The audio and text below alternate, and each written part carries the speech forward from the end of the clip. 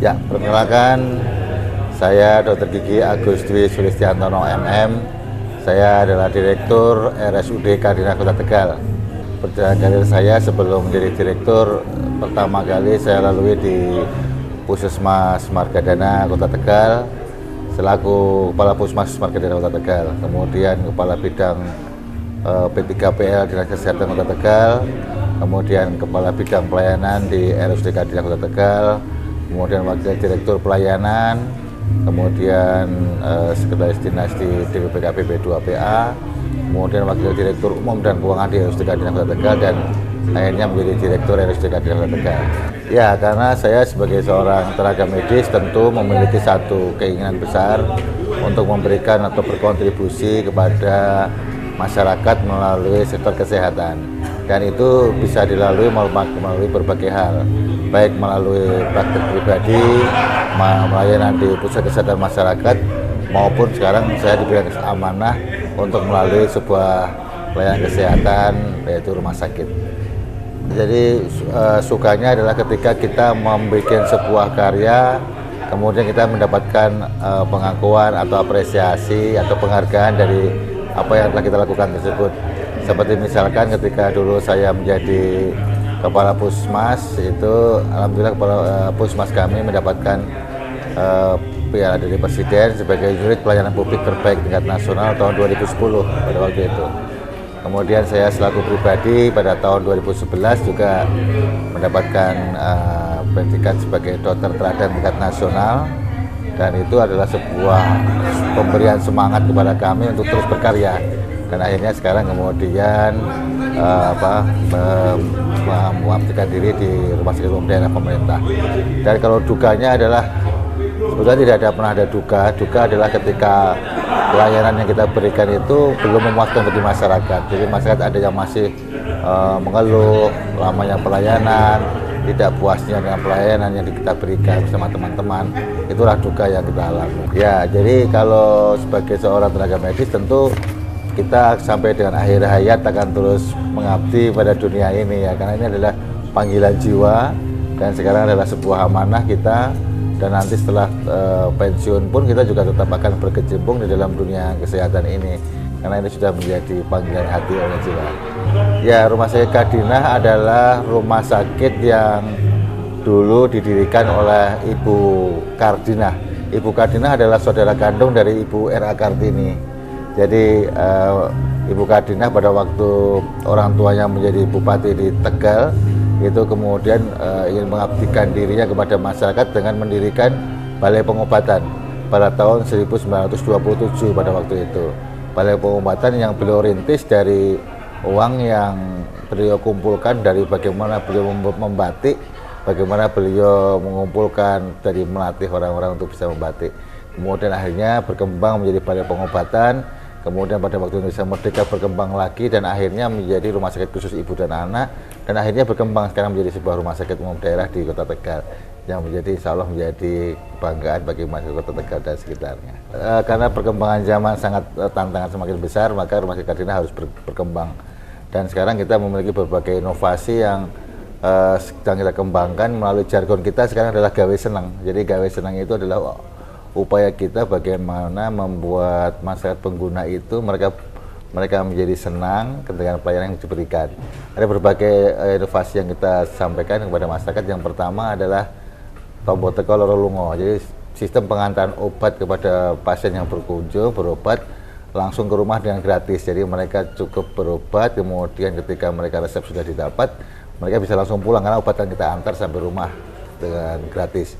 Kemudian kita juga harus memfasilitasi masyarakat supaya mereka tidak ngantri lama di ruang tunggu dengan Sigita Kardinah. Sigita Kardinah itu sistem digitalisasi layanan Kardinah. Jadi masyarakat itu bisa secara online mereka mendaftar sebelum mereka datang ke rumah sakit.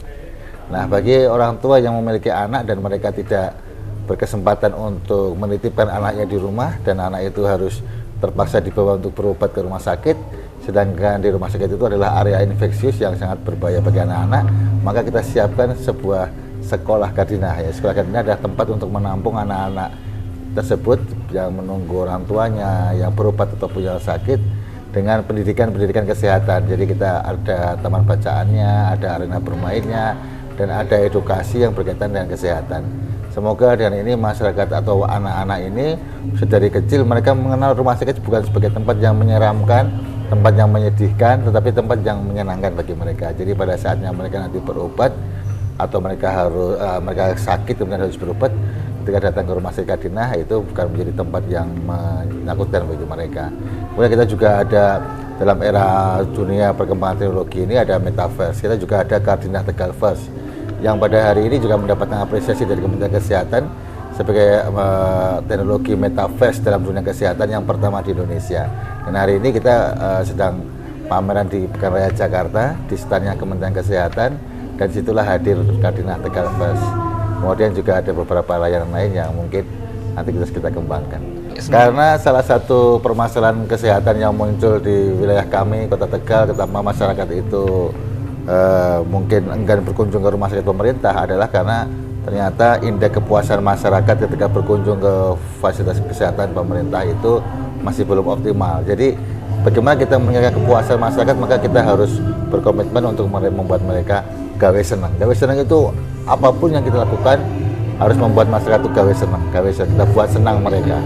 Ya, jadi itulah nanti akan muncul banyak inovasi yang terus berkembang dan tidak akan pernah berhenti.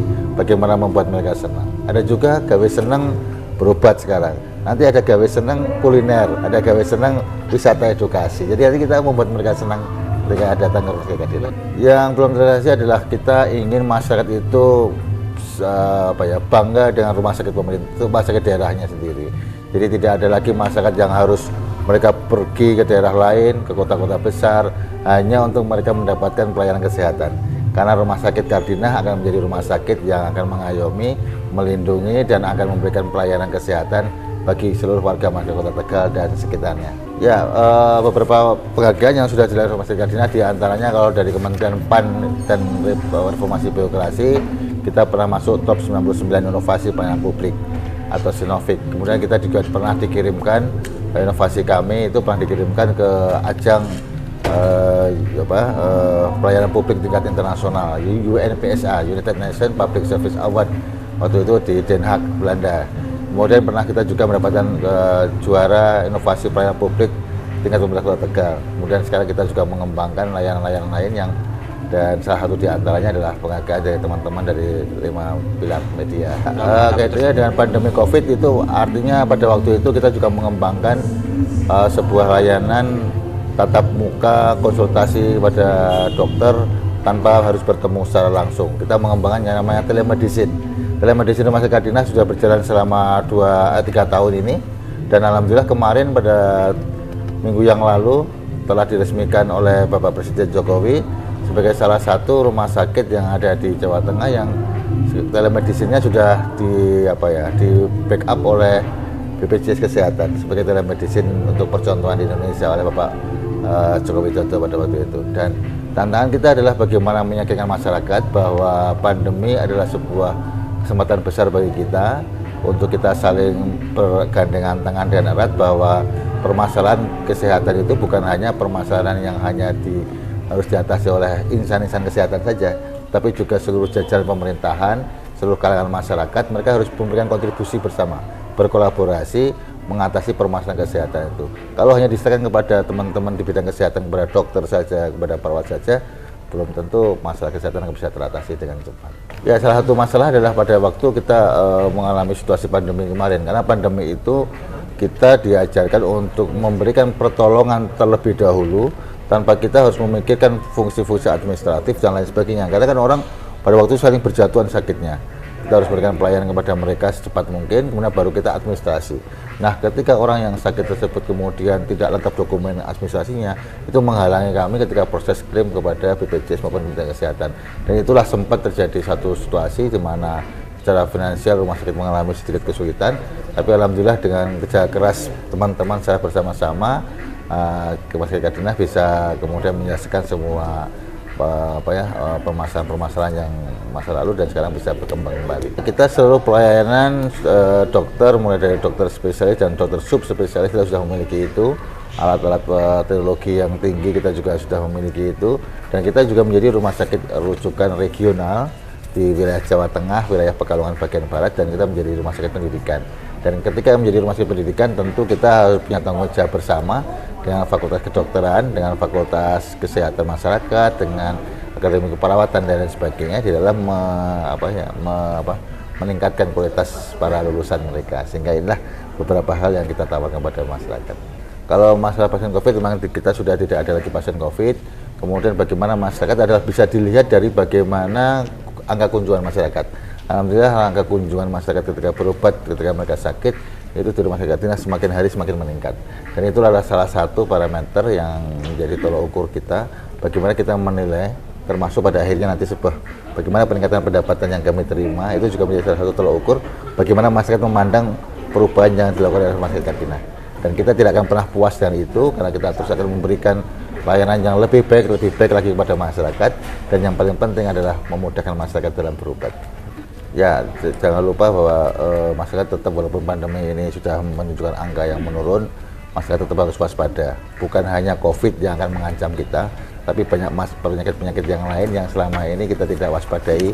Ada demam berdarah, kemudian ada HIV/AIDS, ada tuberkulosis, ada TBC, yang juga itu pasti mengancam keselamatan setiap manusia. Oleh karena itu, tetap jaga kebersihan. Jangan setelah COVID menurun kemudian tidak pernah cuci tangan lagi, tapi kita juga harus waspada bahwa siapapun harus menjaga, saling melindungi. Peduli lindungi itu adalah satu komitmen yang luar biasa, bagaimana kita peduli pada orang lain, tapi kita juga melindungi diri kita dan juga melindungi orang lain. Ya, hepatitis adalah salah satu fenomena baru yang muncul. Sebetulnya itu adalah satu kasus yang mulai merebak, tetapi alhamdulillah untuk wilayah Kota Tegal masih terkendali, masih belum banyak muncul kasus itu. Tapi sekali lagi, bukan hanya hepatitis, Pak. Nanti akan muncul lagi berbagai penyakit-penyakit yang lain yang mungkin serial dari COVID itu juga sudah semakin berkembang, tapi juga nanti kita harus waspada dengan penyakit-penyakit endemik yang selama ini seperti tertidur karena tenggelam oleh hiruk-pikuk COVID selama 2 tahun terakhir ini. Lihat terus YouTube 5 Pilar dengan mensubscribe IG YouTube dari 5 Pilar Media.